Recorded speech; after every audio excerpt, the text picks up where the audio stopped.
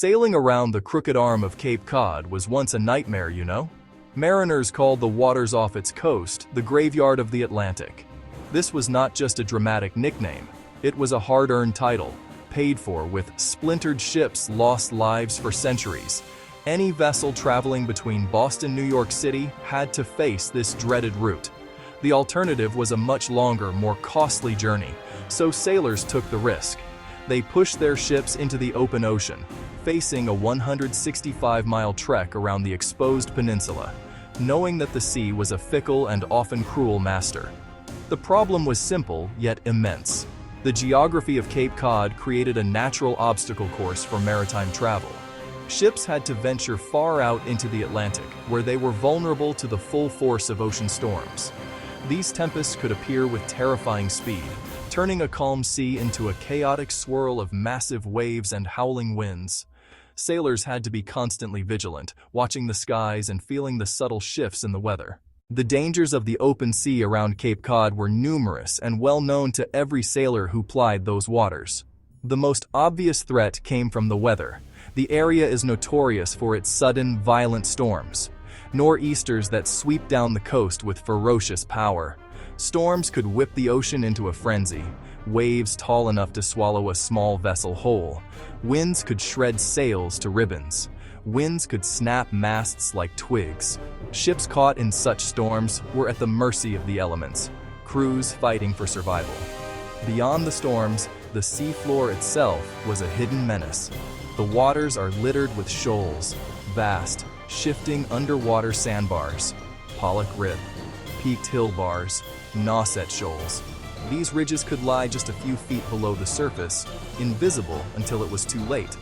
A ship pushed off course could grind to a halt, its hull ripped open by sand.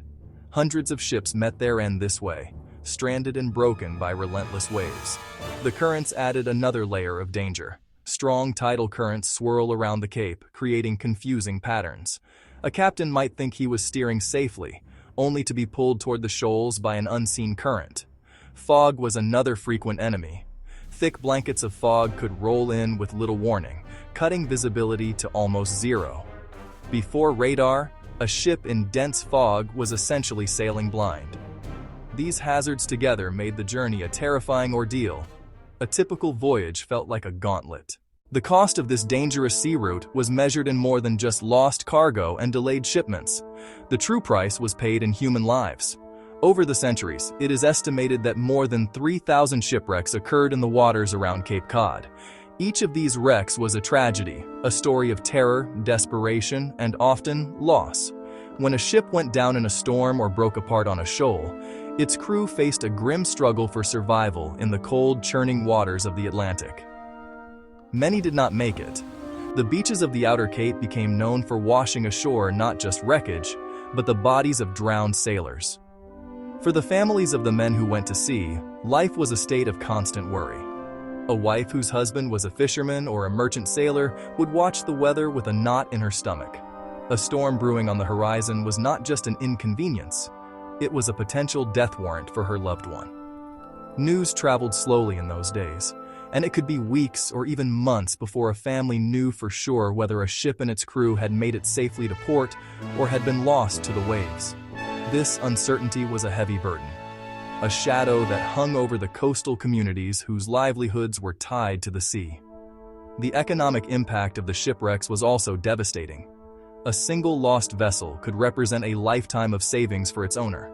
The cargo in its hold, whether it was coal, lumber, textiles, or food, was often uninsured or underinsured, and its loss could bankrupt a merchant. The idea of digging a canal across the narrow neck of Cape Cod was not a new one. The idea of digging a canal across the narrow neck of Cape Cod was not a new one. The idea of digging a canal across the narrow neck of Cape Cod was not a new one. It was almost as old as the European settlement of the region. As early as 1623, Miles Standish of the Plymouth colony explored the area. He noted the potential for a waterway that would connect Buzzards Bay to the south with Cape Cod Bay to the north. He saw how a short canal could allow colonists to trade with the Dutch in New Amsterdam without having to risk the perilous journey around the Cape. The vision was there from the very beginning, a simple, elegant solution to a very big problem. Over the next 2 centuries, the idea resurfaced again and again. George Washington himself, as a young surveyor and later as president, recognized the strategic military importance. He saw how it could allow American naval ships to move quickly and safely between a blockaded Boston and Long Island Sound, avoiding the British fleet patrolling the open ocean. Various surveys were commissioned, and plans were drawn up, but the project always stalled. The engineering challenges were immense, the costs were prohibitive, and the political will was lacking. The dream of a canal remained just that, a dream, talked about by engineers and politicians, but never acted upon. The turning point came in the late 19th and early 20th centuries. The Industrial Revolution had produced powerful new machines, like the steam shovel and the hydraulic dredge, that made large-scale excavation projects feasible. At the same time, the world was captivated by the success of other great canals, such as the Suez Canal, which had opened in 1869. If a canal could be cut through the deserts of Egypt, surely one could be dug through the sandy soil of Massachusetts. The dream began to look less like a fantasy and more like an achievable engineering goal. With August Belmont's financial backing, the monumental task of building the Cape Cod Canal began on June 22, 1909. The scene was organized chaos, a landscape transformed by human industry. Early 1900s wide-angle, steam shovels, and hundreds of workers digging the canal. Thousands of workers descended on the narrow isthmus. Many were from Italy, many were from Ireland, many came from other parts of Europe. They came seeking jobs and a better life, trading sweat and muscle for a daily wage. These men were the driving force, carving the new waterway one shovelful at a time. The work was grueling and often dangerous. Men with picks and shovels, in the hot summer sun, and in the freezing winter cold, massive clanking steam shovels biting into the land, steam shovels scooping tons of sand, rock, and clay. The most impressive machines were the giant dredges, floating factories, dredges with powerful suction pipes, dredges with cutting heads. Material was pumped through long pipelines to shore disposal areas. The channel slowly took shape, deep and wide. Construction wasn't just digging a ditch. Engineers had to contend with powerful tidal currents. Massive stone breakwaters were built at the canal entrances. Bridges had to carry the existing railroad line over the new waterway. Bridges also had to carry local roads, Buzzards Bay Highway Bridge construction, Sagamore Highway Bridge construction, the vertical lift railroad bridge being built. Deep foundations were dug and complex steel structures were assembled to span the channel. After 5 relentless years of work, the canal was ready. On July 29, 1914, a grand celebration marked the official opening. August Belmont, aboard his yacht, the Viking, led a procession of boats. Crowds gathered on the banks to cheer. Factory whistles blew in the nearby towns. It was a moment of triumph, the culmination of a centuries-old dream and years of hard labor. The private canal was smaller than the one we know today, but it was a start. A new path had been carved, forever changing the geography and the destiny of Cape Cod. The opening of the Cape Cod Canal in 1914 immediately and profoundly changed the patterns of maritime life in New England. The most significant benefit was the dramatic improvement in safety. The treacherous 165-mile journey around the Outer Cape was now replaced by a relatively calm 7-mile transit through the protected waterway. Ships no longer had to face the deadly combination of storms, shoals, and fog that had claimed so many vessels. The graveyard of the Atlantic lost much of its terror. For the sailors who made their living on the water, the canal was a godsend, a safe harbor that cut the heart out of the most dangerous part of their route. The canal also brought about a revolution in speed and efficiency.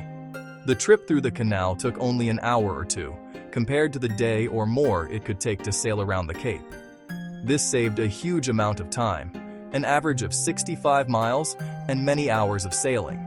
For shipping companies, this meant faster delivery times, lower fuel consumption, and the ability to make more trips in a given year. Cargo ships carrying coal from Virginia to the power plants of Boston, barges laden with petroleum products, and freighters carrying general goods could all now move more quickly and reliably, boosting the economic vitality of the entire region. However, the early years of the privately owned canal were not without problems. The channel was narrow and the currents were surprisingly strong, which made navigation difficult for larger ships. There were also tolls to pay, which some shipping companies were reluctant to do. During World War I, the strategic value of the canal became undeniable when a German U-boat sank a tugboat and its barges just off the coast of Orleans, within sight of the shore. This event spurred the federal government to take control of the canal for the remainder of the war and highlighted the need for a larger, more modern waterway under public ownership. In 1928, the U.S. Army Corps of Engineers purchased the canal from Belmont's company. Over the next decade, they undertook a massive improvement project. They widened the channel to 480 feet, deepened it to 32 feet, and removed the restrictive drawbridges, replacing them with the high, graceful Sagamore and Bourne bridges that stand today. Today, the Cape Cod Canal remains a vital piece of maritime infrastructure, a bustling artery of commerce that is as important as ever. It is operated and maintained by the U.S. Army Corps of Engineers, who ensure that it remains a safe and efficient waterway for all. The canal is toll-free, encouraging its use by a wide variety of vessels. On any given day, you can see a constant parade of traffic passing through the channel. Massive container ships and oil tankers guided by powerful tugboats, commercial fishing boats heading out to the fishing grounds, elegant yachts and sailboats cruising to their next port of call. Navigating the canal requires skill and vigilance. The tidal currents can run at speeds of over 5 miles per hour, creating powerful forces that can push a vessel off course. To manage this, the Army Corps of Engineers operates a sophisticated marine traffic control system from their office in Buzzards Bay. Using radar, cameras, radio communications, controllers monitor all vessel traffic 24 hours a day, 7 days a week. They direct the movement of ships, ensuring that they maintain safe speeds and proper spacing, much like an air traffic control system for the water, a testament to the ongoing commitment to safety. But the canal is more than just a commercial waterway. It has evolved into a beloved recreational hub for residents and tourists alike. Paved service roads run along both banks of the canal for its entire length, providing a perfect flat surface for walking, jogging, biking, rollerblading. These paths offer spectacular views of the passing ships and the iconic bridges that span the water. Anglers line the shores, casting their lines into the swift currents in hopes of catching a striped bass or a bluefish, two species that are famously abundant in the canal's nutrient-rich waters. The canal has become a place where industry and nature, work and play, coexist.